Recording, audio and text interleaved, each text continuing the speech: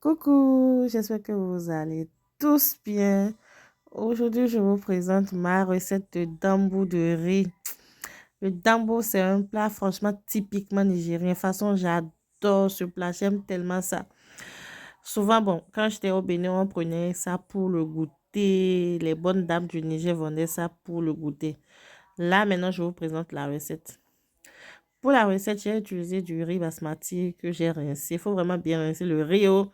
Si vous ne rincez pas le riz, vous faites directement. Faut pas aller dire que c'est Sandrine la tête qui a dit de ne pas laver le riz. Hein. Voilà, j'ai bien lavé le riz correctement même. Je pense que j'ai fait deux tours. Hein. En plus, j'ai mis dans une passoire, j'ai étalé dans un plateau, mais sur un plateau. Puis j'ai déposé dehors pendant, je pense, 2 ou 3 heures. Hein. Et puis on était en train de tourner, mon assistance tournait ça souvent là. Ensuite, j'ai écrasé le riz. Voilà. Vous avez vu le résultat que j'ai eu à peu près, non? C'est un truc du genre. Maintenant, j'ai fait cuire ça premièrement à la vapeur.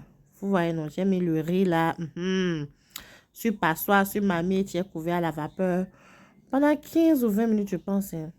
Puis j'ai vidé. Ça, c'était le premier tour, ça.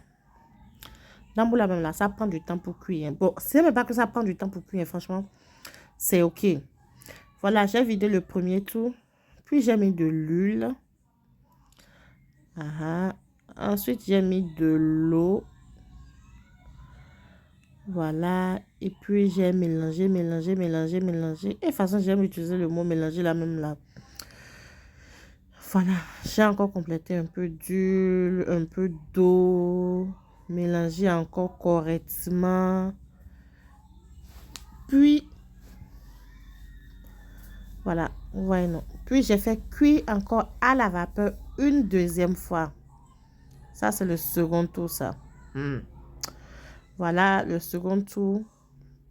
Après 15 ou 20 minutes encore, j'ai encore vidé. Puis j'ai mis encore de l'huile, de l'eau, mélangé encore, travaillé. Vous avez vu que là, on dirait que ça me brûlait façon là. Mais je jouais à la femme courageuse, la femme africaine courageuse. Voilà. Maintenant, j'ai encore remis au feu pour une troisième fois. Pendant encore 15 à 20 minutes et c'était prêt. Là, j'ai mis ensuite du sel. J'ai mis un peu de feuilles de moringa.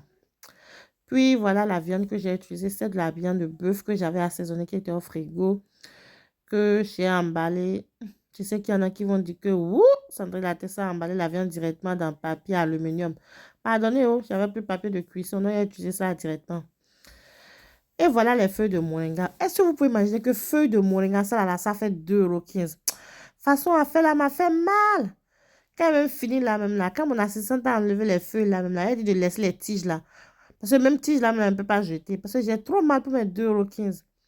Donc, si vous avez des recettes à base de tiges de moringa, là, vraiment, les recettes, on va utiliser.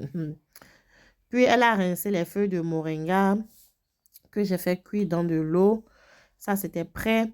Maintenant, on a mis de l'oignon dans une poêle. Mon assistante a mis de l'huile. On a laissé mijoter. C'est tout. On a servi notre dambu avec la viande, feuilles de moringa, oignons grillés et puis du yazi. Bon appétit!